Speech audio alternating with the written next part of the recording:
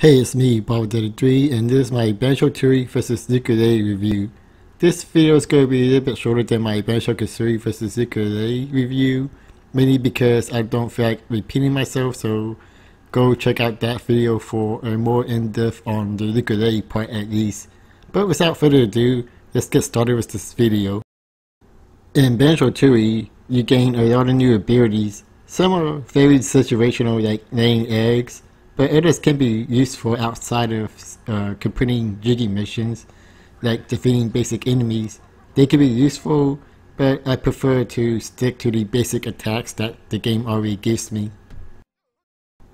The number of abilities in Yooka-Laylee may be small by comparison, but I find them more useful in regular play, like the Sonar Blast, Camouflage, and the Spring Jump and Further combination. Sure, there may be some exception, like using your turn to get to higher platforms, but I feel like Yooka-Laylee is more open and gives you more freedom. The boss battles, including the final boss battle, are both great in my opinion. Banjo-Tooie bosses are more epic and numerous, but they lack diversity of how to beat them. Mainly you use eggs to beat most of them, with the exception of Krungo, which you can use your basic attacks.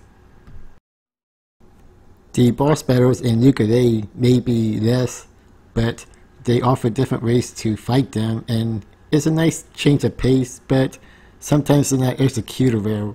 Mainly the dead boss in the casino stage, where you have to use the minecart, and the last part of the final boss battle, where you have to use the flying abilities and pretty much guide these missiles to the giant bee. The real meat of these games is playing inside these huge levels. The worlds are big in both games. I give Banjo-Tooie credit for not only making the world huge, but also connecting them to each other.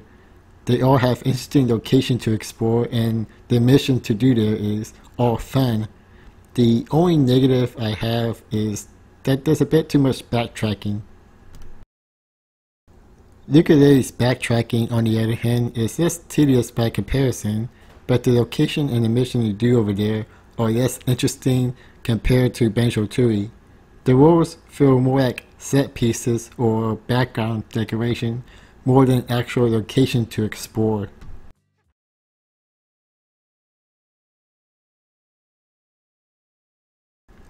I feel that Banjo-Tooie won this one. Don't get me wrong, I like both games and I do recommend them, but I feel a lot of things that Banjo-Tooie did was done very well with the level design, the new abilities, the epic battles, and the stuff that I left out in this video, like the music and the humor. If I had to choose one of these games, I'd go with Banjo-Tooie, but again, I recommend playing both.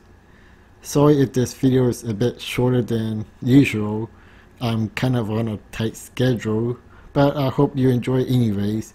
Maybe I'll redo it if there's enough demands for it, but for right now, the video still stands. So this is me, Banjo-Tooie, and I'll catch you guys later.